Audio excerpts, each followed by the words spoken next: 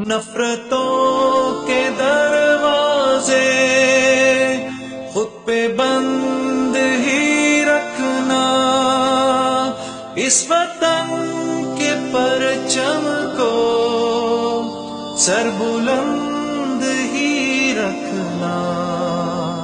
امید کبھی تھی کہ بہت جلدی انشاءاللہ پاکستان صحیح معنی میں اسلامی جمہوریہ پاکستان بنے گا۔ والد صاحب رحمۃ اللہ علیہ سے جب تحریک پاکستان چل رہی تھی جالندھر میں، اخباری نمائندوں نے پوچھا تھا کہ پاکستان میں جا کر جب پاکستان بنے گا تو وہاں کا قانون کیسا ہوگا؟ تو والد صاحب نے فرمایا تھا کہ جیسے وہاں کے مسلمان ہوں گے ویسا وہاں کا قانون ہوگا۔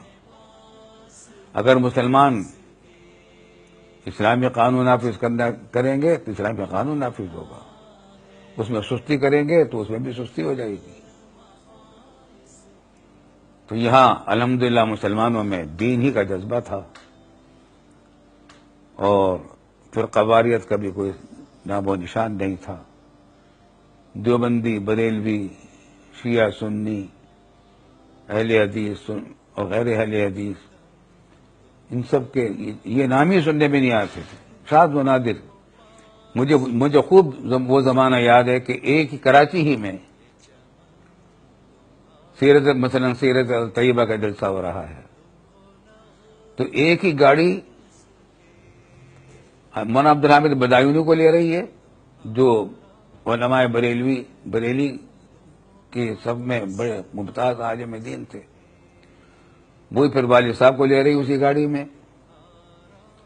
پھر آگے جا کر ابن حسن جارجوی جو شیعہ تھے، کراچی یونیورسٹی میں لیکچرر تھے یا استاد تھے، ان کو لے رہی ہے۔ ایک اہل حدیث عالم دین تھے، ان کو لے رہی ہے، اور سیرت طیبہ کا جلسہ ہو رہا ہے۔ ایک ہی اسٹیج پر ان سب کی تقریریں ہو رہی ہیں سیرت طیبہ پر، میں اس کا گواہ ہوں۔ ایک دفعہ نہیں، پتہ نہیں کتنی مرتبہ۔ اپنا اپنا مسلک ہر ایک کا تھا۔ ہمارے بزرگوں کا اصول تھا کہ اپنا مسلک چھوڑو نہیں، دوسروں کا مسلک چھیڑو نہیں۔ ہر شخص اپنے اپنے مسلک پر عمل کر رہا تھا، لیکن کوئی دوسرے کی مسلک سے چھیڑ چھاڑ نہیں کرتا تھا۔ چنانچہ لیاقت علی خان مرحوم نے اسلامی دستور کی تشکیل کے لیے اور بنیادی اصول طے کرنے کے لیے جو کمیٹی بنائی تھی، بنیادی اصولوں کی کمیٹی، تو اس کے لیے دینی رہنمائی کرنے کے واسطے بورڈ آف تعلیمات اسلام بنایا تھا، جس کا سربراہ علامہ سید سلیمان صاحب ندوی کو مقرر کیا گیا، اور حضرت والد صاحب رحمۃ اللہ علیہ کو بھی اس کا رکن بنایا گیا۔ مشرقی پاکستان کے ایک اور عالم دین کو رکن بنایا گیا۔ حیدرآباد دکن کے ڈاکٹر، اب دیکھیے بھول جا رہا ہوں لفظ، جن کی مشہور کتابیں رسول اکرم کی سیاسی زندگی، خیر یہ سب حضرات اس کے رکن تھے، اور مفتی جعفر حسین مجتہد شیعوں کے عالم تھے، وہ بھی اس کے رکن تھے۔ اس بورڈ آف تعلیمات اسلام نے رپورٹ تیار کی اپنی اسلامی دستور کے اصولوں کے لیے، تو اس میں کئی شیعہ سنی جھگڑے کی وجہ سے کئی رکاوٹیں پیش آئیں۔ پھر قرارداد مقاصد پاس ہوئی، اس میں بھی تمام مکاتب فکر کے لوگوں نے، تمام علماء نے اس کو تسلیم کیا، سراخوں پر رکھا۔ یہ وہی قرارداد مقاصد ہے جس کی بنیاد پر ہمارا پاکستان کا موجودہ دستور سن 73 کا بنا ہے۔ 22 نکات مقرر کیے گئے، 33 علماء کرام کے اتفاق سے، اس وقت چوٹی کے تمام علماء کرام اس میں شریک تھے، ہر مکتب فکر کے، شیعہ، سنی، دیوبندی، بریلوی، لیکن یہ نام نہیں تھے۔ اب تو یہ ناموں کو ہوا دے رکھی ہے دشمنوں نے، تو لیکن اپنا مسلک چھوڑو نہیں، دوسرا کا مسلک چھیڑو نہیں پر عمل کرتے ہوئے مشترک مقاصد میں قرارداد یہ 22 نکات طے کیے گئے۔ کسی مکتب فکر کے کسی عالم نے ادنا اختلاف نہیں کیا۔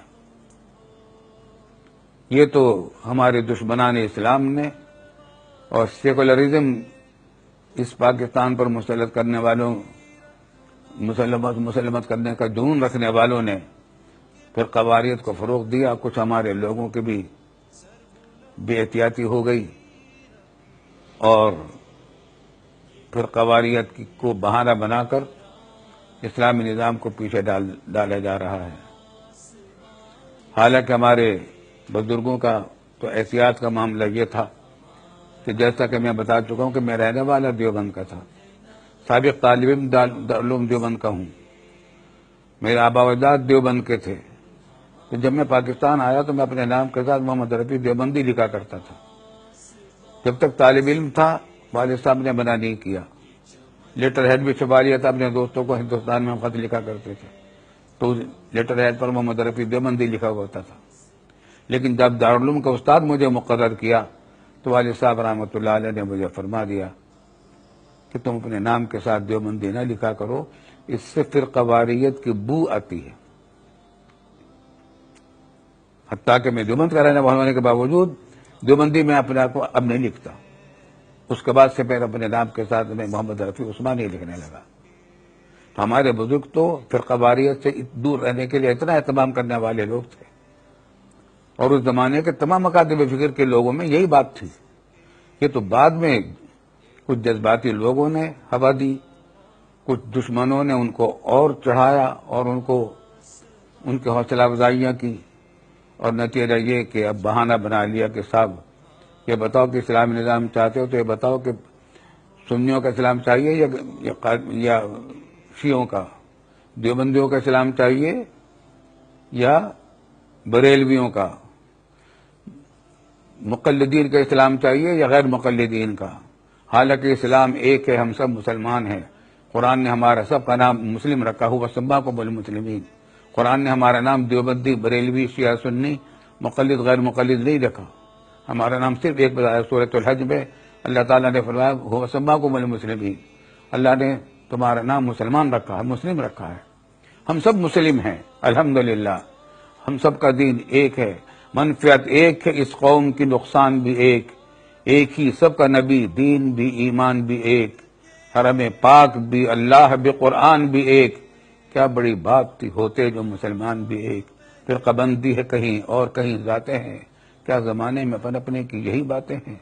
اب ہم اسی حالت میں پہنچ گئے ہیں. پھر قواریت کو فروغ دیا گیا. اللہ تعالیٰ اس مصیبت سے ہم کو نجات عطا فرمائے. نفرتوں